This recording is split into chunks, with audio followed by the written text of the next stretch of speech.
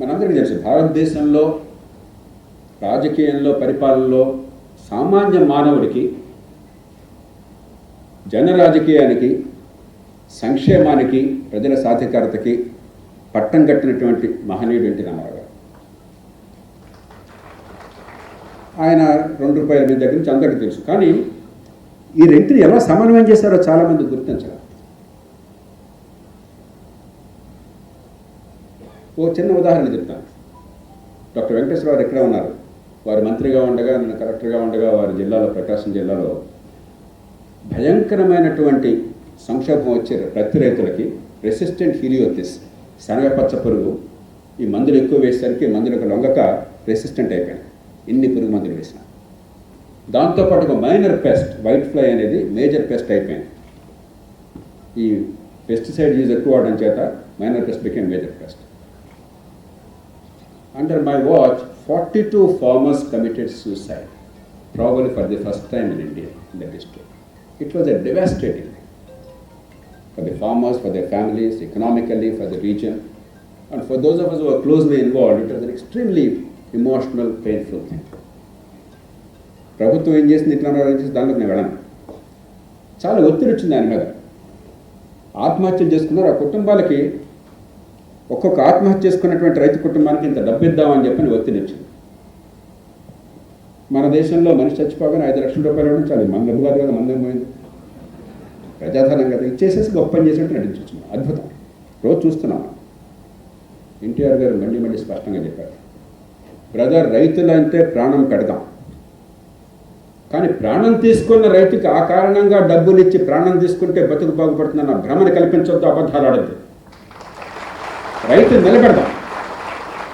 నాకు చెప్పారు జయప్రకాష్ గారు, ఆ కుటుంబాలకి ప్రాణం కొద్ది అన్నీ చేయండి, మీరు ఆ పిల్లల భవిష్యత్తు కాపాడండి, ఆ కుటుంబానికి ఆర్థికంగా రకరకాల ఏర్పాట్లు చేద్దాం, వివిధ ప్రభుత్వ పథకాల్లో లేదా ప్రైవేట్ రంగాన్ని తీసుకుని, కానీ చనిపోయిన కారణంగా, ఆత్మహత్య చేసుకున్న కారణంగా డబ్బులు ఇస్తానన్న మాట మాత్రం వద్దు అని చెప్పని స్పష్టంగా చెప్పారు. ఆయన సంక్షేమం దీర్ఘకాలిక అభివృద్ధి కోసం, వాళ్ళ శక్తి సామర్థ్యాలు పెంచడం కోసం, సామాన్య ప్రజల్ని, పేదల్ని వాళ్ళ కాళ్ళ మీద నిలబెట్టడం కోసం, అంతేగాని శాశ్వతంగా పరాధీనులు చేయడం కోసం కాదు.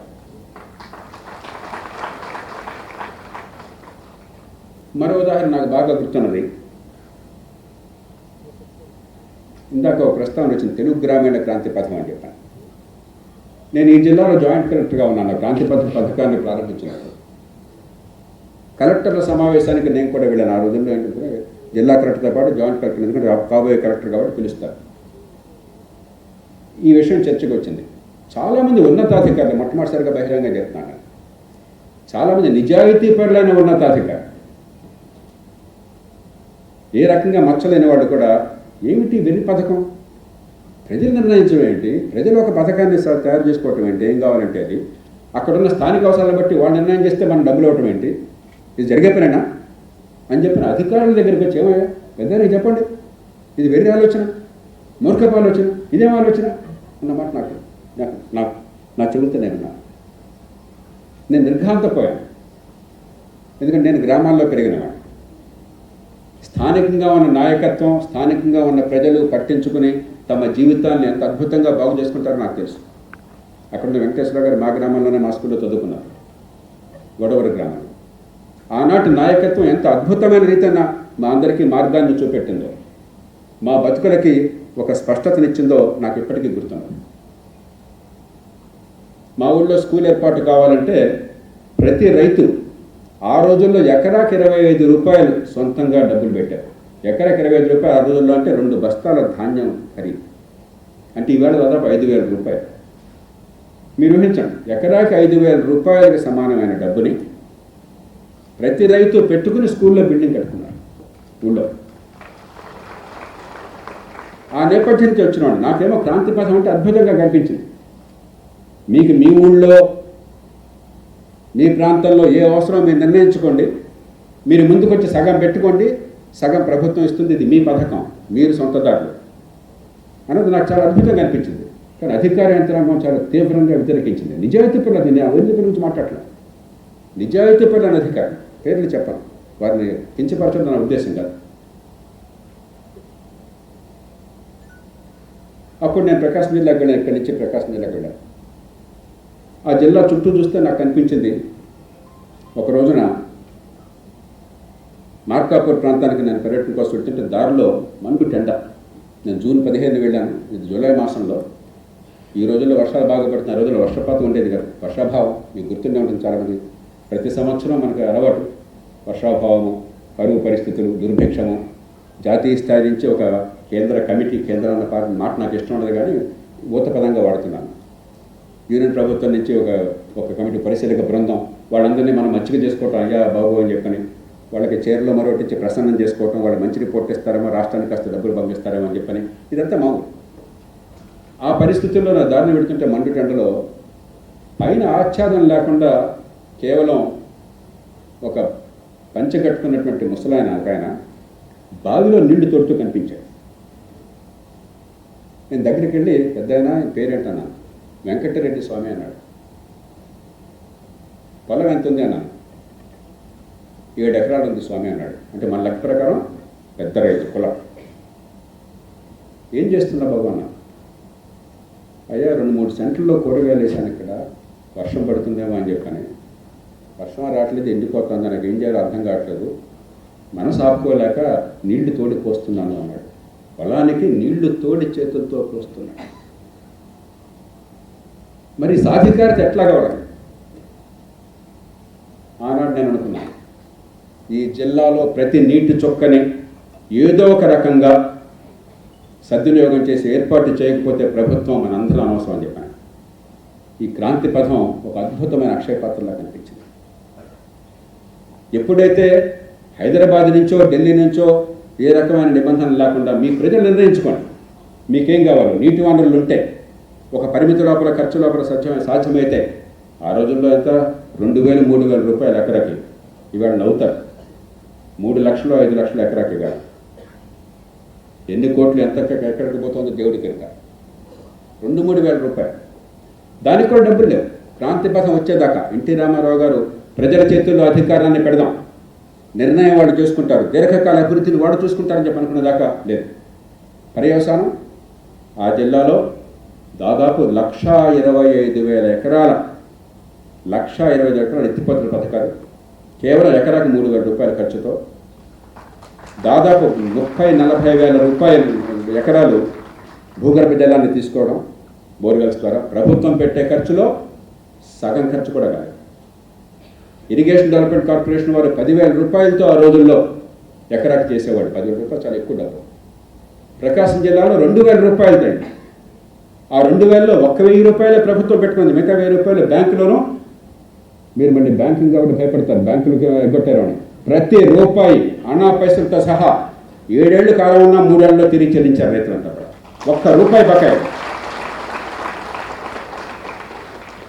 అక్కడ ప్రభుత్వం ఐడిసి వారి పథకాలు ప్రతి సంవత్సరానికి 450 రూపాయలు ఇచ్చేది ఎకరాకి నిర్వహణ కోసం.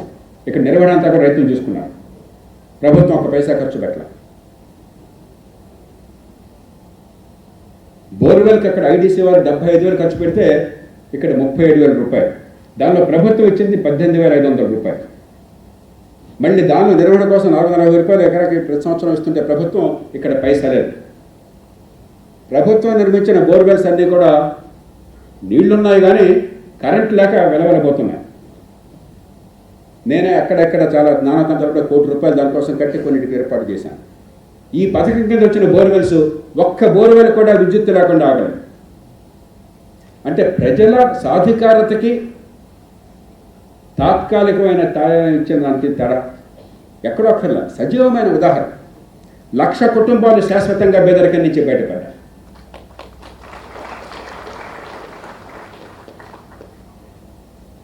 ఎన్టీ రామారావు గారు పెద్ద పుస్తకాలు చదవాలి. ఏసీ కాలేజీలో డిగ్రీ చేశారు, యూనివర్సిటీలో పట్టా పొందరా. ఇలాంటి యూనివర్సిటీలో ఆయన స్థానం ఉండేది కాదు. పిహెచ్డీ రాలా. కానీ కష్టపడి తన ప్రతిభతో, చెమటోడ్చినటువంటి శరీరంతో, నిరంతర తపనతో ఎదిగిన మనిషి. ఆ అనుభవాన్ని కేవలం పారేటి కాకుండా మనసంతా రంగరించుకున్న మనిషి. అపారమైన ఇంగిత జ్ఞానం ఉన్న మనిషి. ప్రజలంటే హృదయం అంతా ఆర్ద్రత నిండిన మనిషి. ఇవి ఉంటే పుస్తకాలు చదవక్కర్లే, డిగ్రీలు రావక్కర్లే, పిహెచ్డీలు ప్రొఫెసర్లు అక్కర్లే, ఐఏఎస్లు ఐపీఎస్లు అక్కర్లే. కాబట్టి ఈ దేశంలో అధికారులంతా వద్దన్న, వ్యవస్థ పూర్తిగా కేంద్రీకృతమైన ఎలా ఈ దేశంలో ప్రజలకి సాధికారతనివ్వాలి, నిజమైన దీర్ఘకాలిక సంక్షేమం అంటే వారి సాధికారత సంక్షేమం వేరు కాదు, అభివృద్ధి సంక్షేమం వేరు కాదు. నిజమైన సంక్షేమం అభివృద్ధికి దారితీస్తుంది. కుహనా సంక్షేమం తాత్కాలికంగా తాయిలాలనిచ్చి దీర్ఘకాలంలో బానిసలుగా నిలబెడుతుంది, పేదరికాన్ని కొనసాగిస్తుంది. అది అర్థం చేసుకున్నారు. అత్యవసరమైతే కాలేకడికి అన్నం పెట్టాలి, కానీ దాంతో ఆగితే అదే అద్భుతం అనుకుంటే అంతకంటే ఆత్మవంచనని గుర్తించారు. ఎన్నో రంగాల్లో ఈ సాధికారత కనిపిస్తుంది అని చేసిన నిర్ణయాలు. మహిళల సంగతి చెప్పారు, నేను ప్రత్యేకంగా చెప్పనక్కర్లేదు. అలాగే సహకార సంఘాలు ఇవాళ 97వ రాజ్యాంగ సవరణ వచ్చింది. 19(1)C ఆర్టికల్ని మార్చడం జరిగింది. దానిలో ఎన్టీ రామారావు గారి స్ఫూర్తితోనూ కొరియన్ స్ఫూర్తితోనూ నేను కొంత కృషి చేయగలిగాను. కానీ మొట్టమొదటి దానికి పునాది వేసింది ఆంధ్రప్రదేశ్లో ఎన్టీ రామారావు గారు ముఖ్యమంత్రిగా మ్యాక్స్ చట్టం, mutual aided cooperative societies act. అరే 10 మంది రైతులు ఒక సహకార సంఘంగా ఏర్పడితే ప్రభుత్వం బోడపెత్తనం ఏమిటి? వారికి అధికారం ఇచ్చేద్దాం, వారి సంస్థను వారు నడుపుకుంటారు, బాగా నడుపుకుంటే బాగుపడతారు, బాగా నడకపోతే నష్టపోతారు, మీకేమిటి? మధ్యలో మీరున్నారండి, కావాలంటే పెద్ద మనుషులకు చెప్తాం అలా చేసుకోండి అని చెప్పని. కానీ మన పెత్తనం ఏమిటి? ఆయన ఇప్పుడు నమ్మేదాన్ని. ఒక మనిషి బతుకు బాగుపడడం ఆ మనిషి చేతుల్లో ఉంది, ఆ కుటుంబం చేతుల్లో ఉంది. మీ చేతుల్లో ఉన్న చేతుల్లో ముఖ్యమంత్రి కావచ్చు, ప్రధానమంత్రి కావచ్చు, కలెక్టర్ కావచ్చు, మనం ఎవరు ఆఫ్టర్ ఆల్? మనం వాళ్ళ సేవకులు, వాళ్ళ పన్నుల డబ్బులు తీసుకుంటున్నవాడు. రాజకీయంలో వాడితే వాడు ఓటు అధికారంలోకి వచ్చిన వాళ్ళం, కానీ బతుకు బాగుపడడం వాళ్ళ చేతుల్లో ఉంది. మన బాధ్యత వాళ్ళకు ఒక మార్గాన్ని చూపెట్టడం, ఆ పన్నుల డబ్బులతో వాళ్ళకి అందాల్సినది ఏర్పాటు చేయడం. అంతేగాని నీ జీవితానికి నేను భరోసా అన్న అబద్ధాన్ని చెప్పడం కాదు. అది స్పష్టంగా అవగాహన ఉన్న మనిషి. చాలామంది ఎన్టీ రామారావు గారు సంక్షేమం గురించి మాట్లాడుతూ లోతు తెలియక ఆయన తాయిలాలు ఇచ్చాడు అనుకుంటారు. ఇవాళ నిర్మలా సీతారామన్ గారు, ప్రధానమంత్రి నరేంద్ర మోదీ గారు ఎంతగా తపన పడుతున్నారో ఆర్థిక వ్యవస్థ దెబ్బతినకుండా కాపాడుకోవాలి, ప్రజలకు న్యాయం చేస్తూనే ఈ దేశంలో అప్పుల భారం పెరగకుండా అని చెప్పని ఎన్టీ రామారావు గారు రాత్రింబోళ్ళు తపన పడారు. పొద్దున్న 4:30 వెళ్ళగానే జయప్రకాష్ రాష్ట్ర ఆర్థిక వ్యవస్థ చాలా గందరగోళంగా ఉంది, ఎట్లా అయితే చాలా ఇట్లా అయితే మునిగిపోతామని చెప్పంటే, నేను ఆయన ఏమండి మీరు బిడ్డ పుట్టాలన్నా కూడా 240 రోజులు పడుతుంది, 40 వారాలు పడుతుంది, బలవంతంగా లాగలేరు. మీరు ప్రభుత్వం ఏర్పాటు చేశాక పరిస్థితి గమనించి కొన్ని నిర్ణయాలు తీసుకున్నారు. ఇదిగో 1, 2, 3, 4, 5, 6 ఈ నిర్ణయాలకు కారణం ఇది, దీని పర్యవసానం సరిగ్గా జరిగితే ఇది అంటే సంతోషపడి ఫస్ట్ క్లాస్ నిన్న సగం జరిగినా బాగుంటుంది చెప్పి పెట్టాను. అమ్మాయి ఊపిరి పీల్చుకునేవాడు. మళ్ళీ మర్నాడు పొద్దున 4 వెళ్ళగానే మళ్ళీ 24 hours చెప్పేశారు, రాష్ట్రం రాజ్యాంగంగా నాశనం అయిపోతుంది. అంటే అంత తపన నిద్ర పెట్టేది కదా. కాబట్టి సమతోకం ఎట్లాగొట్లా ఓట్లు దండుకోవటం కోసం సంక్షేమం అనే పేరుతో ప్రజల్ని బానిసలు చేయటం కాదు.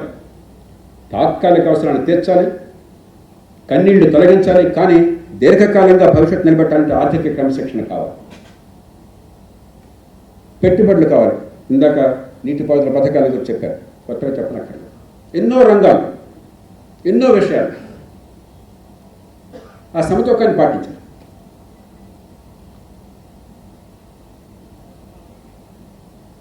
మదన్ గారు చెప్పారు ఇందాక, రాజ్యం ఏం చేయాలని చెప్పారు.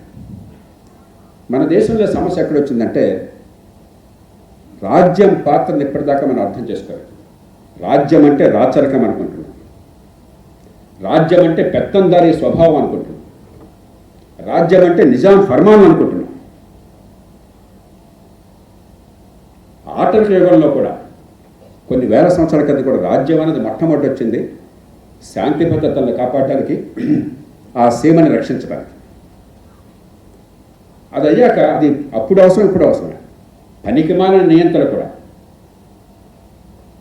దుష్పరిపాలన ఇచ్చినటువంటి మూర్ఖులు కూడా రాజ్యాన్ని విదేశాల నుంచి రక్షించుకోవాలి, సమాజంలో శాంతి ఉండాలి, గొడవలు లేకుండా పరిష్కారం చేయాలి, న్యాయాన్ని అందించాలని చెప్పిన స్పృహ ఉన్నది.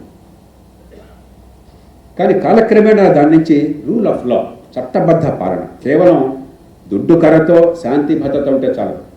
చట్టబద్ధ పాలన. చట్టం అందరికంటే ఎత్తున ఉండాలి. చట్టం ముందు అందరూ సమానంగా ఉండాలి. అది రాబట్టే యూరప్ దేశాల్లో ఇండస్ట్రియల్ రెవల్యూషన్ వచ్చింది. ఊరికే రాదు. దాని వెనకాల పోవడానికి పునాదులు ఉన్నాయి. చట్టబద్ధ పాలన.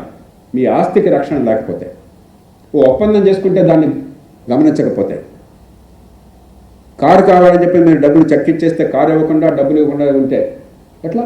లేకపోతే మీరు కారు కొనంగా మనం. బ్యాంకులో డబ్బులు పెట్టుకుంటే మీ ప్రమేయం లేకుండా ఎవడో బ్యాంకులో కొట్టేస్తే యూపీఐ మరొకటి పెట్టి దానికి వెంటనే పౌరుడికి రక్షణ లేకపోతే రేపు ఆపేస్తాం. ఈవేళ మనం ప్రతి నెల 600 కోట్ల ట్రాన్సాక్షన్స్ జరుగుతున్నాయి యూపీఐలో.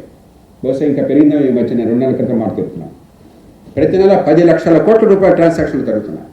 ఒకసారి నమ్మకం పోయింది అనుకోండి, నా బ్యాంకులో డబ్బులు పెడితే ఎవరు కొట్టేయచ్చు అని చెప్పిన భయం వచ్చింది అనుకోండి, మొత్తం అయిపోతుంది. ఆర్థిక వ్యవస్థ పత్రం అయిపోతుంది. చట్టబద్ధ పాలన. ఆర్థిక ప్రగతి రీత్యా చూస్తే మిగతా పక్కన పెట్టినా కూడా, నేరాల సంగతి పక్కన పెట్టినా కూడా కనీసం కాంట్రాక్టులు అమలవుతుంది, ఆస్తి హక్కులు అమలవుతాయి. డబ్బున్నా లేకపోయినా, ఏ కులమైన అధికారమైనా లేకపోయినా హక్కులకు రక్షణ ఉంటుంది. ఆ నమ్మకం కలగాలి. అది లేకపోతే పెట్టుబడులు పెట్టరు, రిస్క్ తీసుకోరు, ప్రగతి సాధ్యం కాదు, ఇన్నోవేషన్ సాధ్యం కాదు. ఎన్టీఆర్కి అది పూర్తిగా తెలుసు.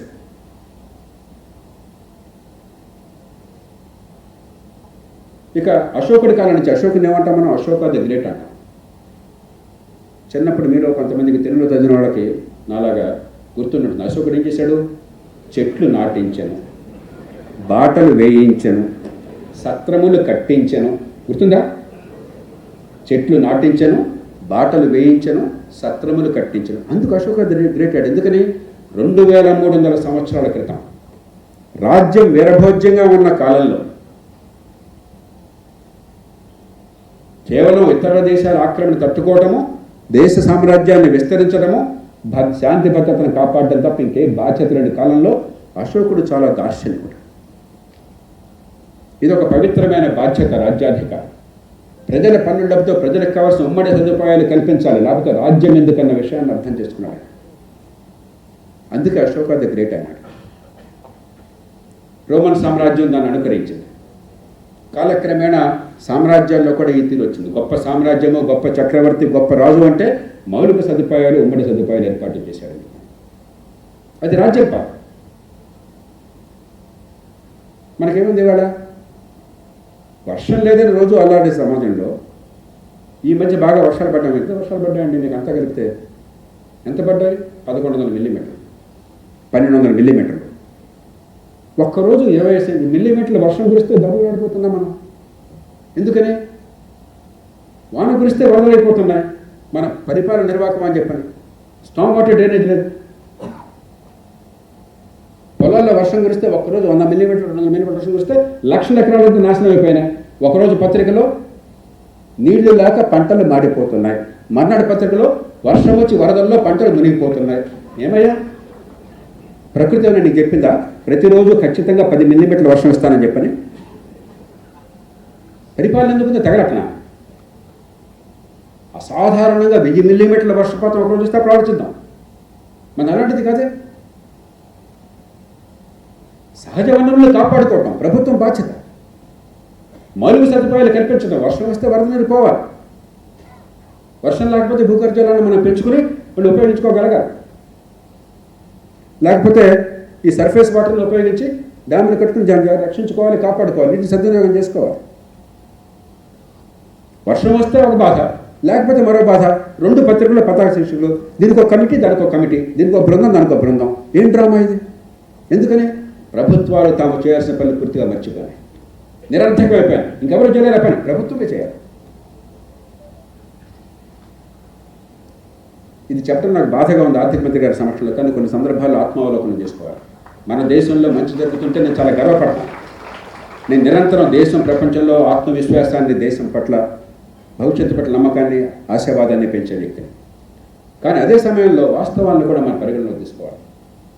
మీరు 49 పెద్ద దేశాలను తీసుకోండి. The nations with more than $200 billion of GDP. Nirmalaji, you can ask your team to do this work. There is nothing original from it. You take all the key indicators of infrastructure and education and healthcare, including justice system, the pendency of cases per unit population, the time it's taking to enforce, take all this. On every single indicator, India stands out of these 49 countries in the bottom 5. I'm saying it with pain.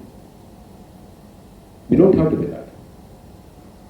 You know the countries that are giving company to us? Pakistan, Bangladesh, Nigeria. I don't understand why we are fighting with Pakistan at all. We are truly blood brothers. Our misgovernance is universal.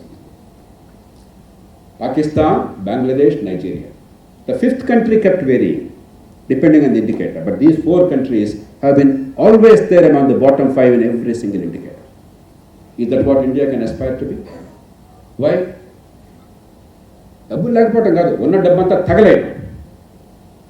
తాత్కాలికమైన తాయిలాలు కానీ వృధా ఖర్చు కానీ. That is not సంక్షేమం. దాన్ని సంక్షేమం అంటే అంతకంటే అబద్ధ పాట ఇంకోట్లేదు. మంచి విద్య అందించకుండా విద్యకు డబ్బులు కూడా ఖర్చు పెడుతున్నాం.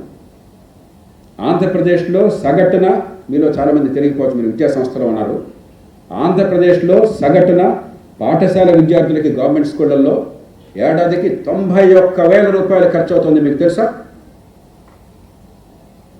పాఠశాల విద్య మీద ప్రభుత్వం పెట్టే ఖర్చు ఎంతమంది పాఠశాల విద్యార్థులు ఉన్నారు? నేను గొప్ప విషయం చెప్పలా. This divided by that. ఎన్ని వేల కోట్లు ఖర్చు అవుతుంది, ఎంతమంది పిల్లలు ఉన్నారు? 91,000 రూపాయలు. తక్కువ డబ్బు కాదే. విద్యా ప్రమాణాలు ఎట్లా ఉన్నాయి? 100కి 30 మందికి 8వ తరగతిలో ఒక 2వ తరగతి స్థాయి పారా చదవటం రాదు.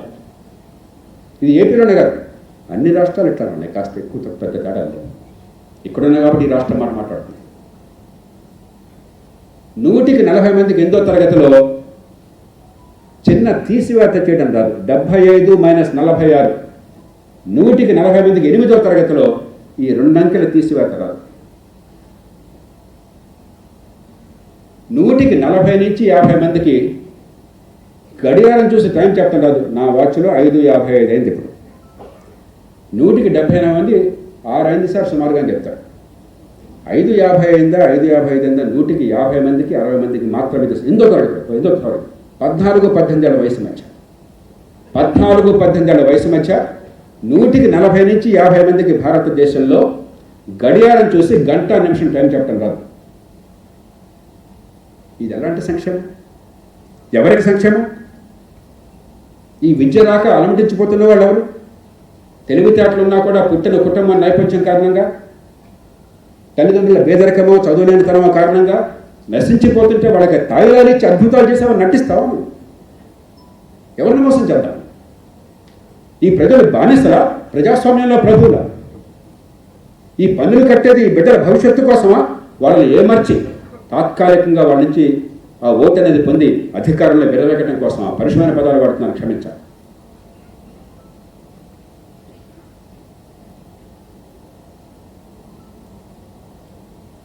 ఈ మౌలిక సదుపాయాలు అయ్యాక మంచి ప్రమాణాల విద్య, మంచి ఆరోగ్యం. ఏడాదికి 5,40,00,000 మంది 5,40,00,000 మంది ఏడాది కంటే రోజుకు సుమారుగా 1,00,000 మంది. సంవత్సరం మొదట బేదలు కాని వాళ్ళు సంవత్సరాంతానికి అనారోగ్య కారణంగా బేదలవుతున్నారు భారతదేశంలో.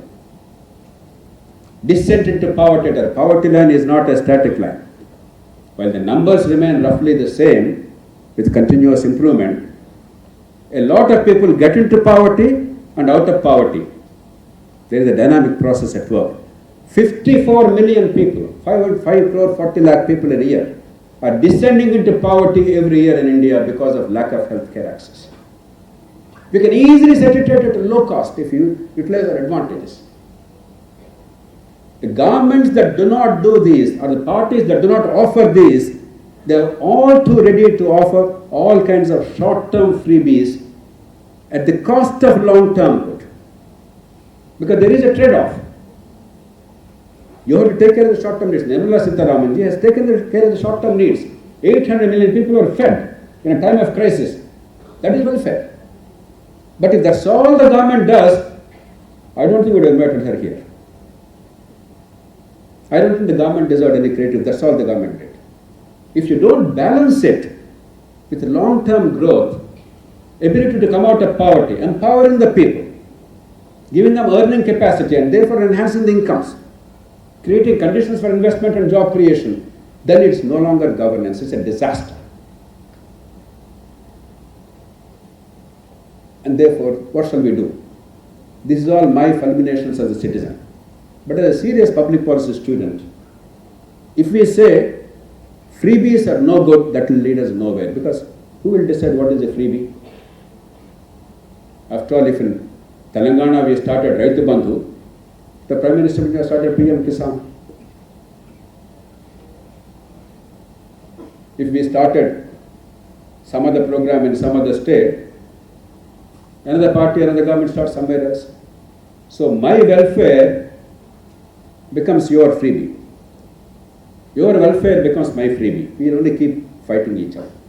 In a democracy, there has to be a reconciliation between the two. We cannot say no welfare. It's an absurd notion. That's what NTR understood. You have to take care of the immediate, but you have to take care of the long term. You must balance them in a very judicious manner. So my appeal to you, Nirmala ji, is, and I am now saying it very publicly and politically, if we convert the next election into welfare versus development, it will be a disaster for the country politically. Because in any country, even in rich countries, people in a democracy tend to vote for the short-term benefits because they don't believe in the long-term public good that's being promoted. If that's what happens, remember, Vajpayee ji and his government legitimately claimed significant improvement in economic management of the country. So India Shining was not a hollow slogan. But once India Shining was Aam Aadmi became the issue, I certainly did not expect that. Vajpayee government was trounced. So if we make it freebies versus growth, it will be a disaster politically for the country. I don't care which party wins, which party loses. It has to be more measured and balanced. And therefore my appeal to you is, the only realistic thing that we can all agree upon in the whole country, across parties, across regions, union and states, is a government has a right to offer whatever they think is necessary for the people, because that is a constitutional right, that is a sovereign right. You are elected to manage the public money. That is what democracy is. Elected legislature decides what to do, how to spend that money. You and I cannot tell them, you do this, you don't do this. That's simply not sustainable, it will not work. But it's absolutely reasonable to say, you cannot borrow to spend for today's expenditure, current expenditure. If you borrow, it must be to build assets, to build the future. Each of us is sitting here because our parents and our grandparents exercised that basic discipline. They were thrifty. మనమంతా పేద కుటుంబాల నుంచి వచ్చాం చాలామంది. అందరం కోటీశ్వరుల నుంచి రావాలి, సామాన్య కుటుంబాల నుంచి వచ్చారు. తినడానికి ఉందాగా అంతకంటే ఎక్కువ లేదు. కానీ తరాలుగా వాళ్ళు ఏం చేశారు? వాళ్ళ ఆశలు, వాళ్ళ అవసరాలు చంపుకున్నారు. వాళ్ళ కోరికలు కొంచెం వాయిదా వేసుకున్నారు. మా పిల్లల భవిష్యత్తు కోసం ఏమైనా చేస్తామని నిర్ణయం చేసుకున్నారు. 100 రూపాయలు సంపాదిస్తే 10 రూపాయలు పొదుపు చేశారు. చిన్న ఆస్తితో మరొకటి కొనుక్కున్నారు. ఇంటి నెంబర్ ఎక్కడి నుంచి వచ్చారు?